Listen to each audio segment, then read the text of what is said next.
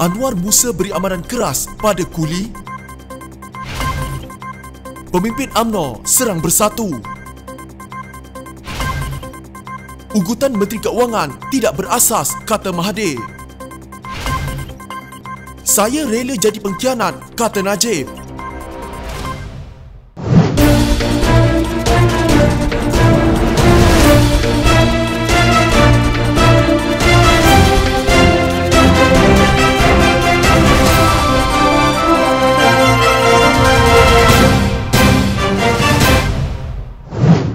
Setiap ahli parlimen perlu patuh kepada arahan Ketua Whip dalam membuat undian bagi menyokong rang undang-undang di bawah kerajaan termasuk Belanjawan 2021.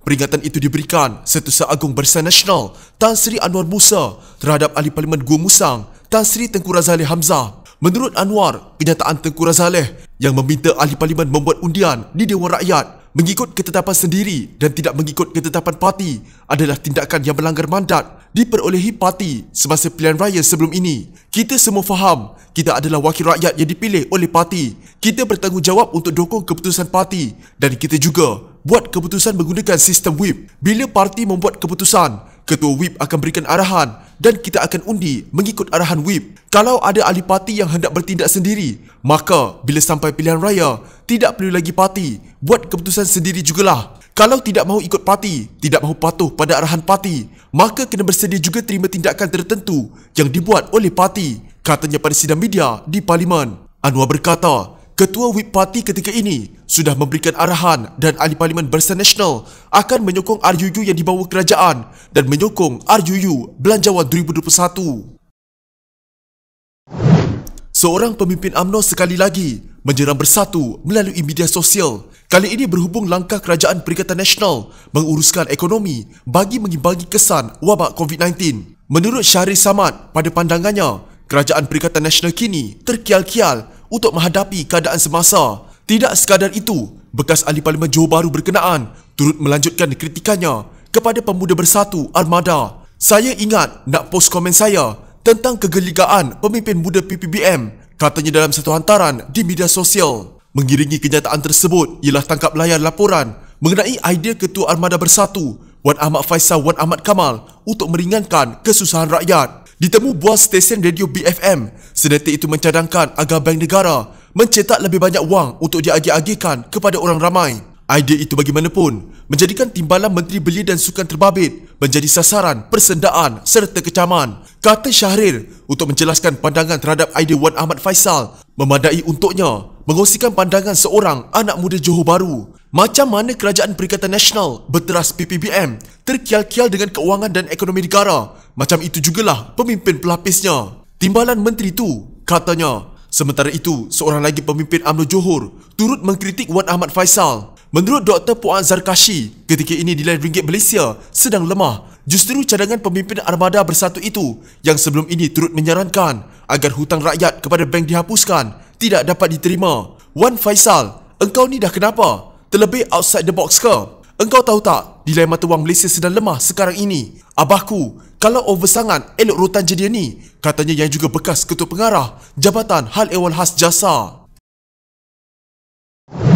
Menteri Keuangan dan mana-mana pemimpin kerajaan tidak ada asas mengugut ahli-ahli parlimen untuk menyokong Belanjawan 2021 atas alasan jika Belanjawan 2021 ditolak, penjawat awam dan Barisan Hadapan tidak akan menerima gaji, pencen dan allowance. Tegas Tun Dr. Mahathir Mohamad, dakwaan itu tidak benar sama sekali. Semasa saya Perdana Menteri pada tahun 1999, Belanjawan 2000 yang telah dibentangkan dalam bulan Oktober tidak diteruskan perbahasannya kerana parlimen telah dibubar pada bulan November tahun tersebut untuk pilihan raya umum ke-10 diadakan. Setelah pilihan raya selesai, kerajaan dengan mandat baru telah mendapat kelulusan Dewan Rakyat untuk peruntukan awal bagi perbelanjaan kerajaan untuk 2 atau 3 bulan sementara menunggu persidangan khas Belanjawan diadakan dalam bulan Februari 2000, katanya. Menurut beliau, peruntukan awal ini memastikan perbelanjaan pentadbiran tidak terganggu dan gaji, pencen serta allowance penjawat awam tidak terjejas. Peruntukan ini juga termasuk pembayaran peruntukan-peruntukan tambahan yang lain, sama ada untuk kementerian-kementerian ataupun untuk memudahkan kehidupan rakyat. Dalam konteks ini, tambah beliau, Menteri Keuangan dan lain-lain pemimpin kerajaan amatlah tidak bertanggungjawab dengan mengeluarkan kenyataan berbaur ugutan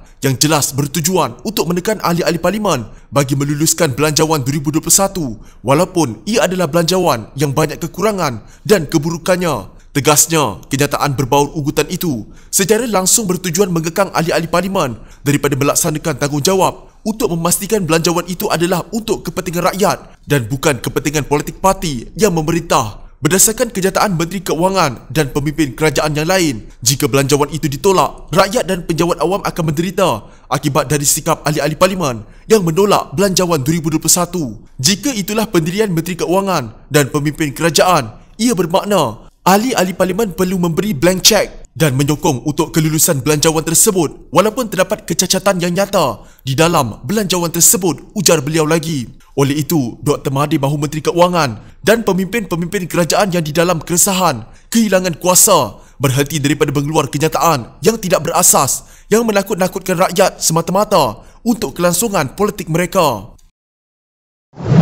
Bekas Perdana Menteri Najib Razak berkata dirinya sanggup dilemparkan gelaran yang tidak baik demi membela nasib rakyat yang terjejas akibat COVID-19. Malah katanya, sejak dahulu lagi dia sudah menerima bermacam panggilan oleh atuk dan gengnya. Bertahun-tahun lamanya saya telah dipanggil pembunuh, perompak, penyamun, penyangak, penzina atau penjual negara. Saya tetap sabar. Jadi tak rugi apapun jika saya turut dipanggil pengkhianat jika pengkhianatan saya dan kawan-kawan ini berjaya memenuhi kehendak rakyat pada masa mereka paling terdesak dalam krisis dunia paling teruk sejak 100 tahun dahulu. Asalkan jangan panggil saya Kit Siang sudahlah, katanya pada hantaran di Facebook. Najib dipercayai merujuk pengerusi Kelab Penyokong Kerajaan Perikatan Nasional, Syahidan Kasim, yang berkata ahli parlimen akan mengkhianati rakyat sekiranya menolak Belanjawan 2021. Syahidan ketika membahaskan RUU perbekalan di parlimen menyebut ada yang mengatakan satu atau dua ahli parlimen Perikatan Nasional tidak akan menyokong Belanjawan 2021 dengan syakwa sangka terhadap pemimpin veteran dalam gabungan itu. Saya nak beritahu sesiapa sahaja yang menolak bajet ini, termasuk kawan saya, bekas Menteri Kesihatan, tolak bajet, khianat rakyat. Sebabnya rakyat sedang menunggu, katanya. Syahidan juga menegaskan semua ahli parlimen Perikatan Nasional dan Barisan Nasional akan mengundi secara en blok untuk Belanjawan 2021. Sebelum ini, Najib yang juga pengerusi Kelab Penyokong Barisan Nasional ketika membahaskan Belanjawan berkata Barisan Nasional akan menyokong bajet jika kerajaan bersetuju dengan syarat untuk menyambung moratorium pinjaman dan membenarkan pencarum mengeluarkan RM10,000 daripada kumpulan wang simpanan pekerja KWSP. Sebaliknya, Kerajaan Perikatan Nasional sebelum ini tidak menerima cadangan UMNO dan Pembangkang Pakatan Harapan untuk melanjutkan skim moratorium pinjaman. Sebaliknya, Menteri Keuangan Tengku Zafrul Abdul Aziz dalam pembentangan Belanjawan 2021 membenarkan golongan kategori B40 untuk memilih dari dua pilihan sekiranya mereka menghadapi masalah untuk membayar pinjaman. Zafrul berkata, golongan B40 boleh memilih moratorium 3 bulan atau mengurangkan pembayaran ansuran bulanan mereka sebanyak separuh selama 6 bulan. Jika anda mempunyai gejala seperti demam, batuk dan sesak nafas, jangan berlengah untuk terus ke klinik atau hospital bagi menjalani ujian saringan. Bersama kita tangani wabak COVID-19.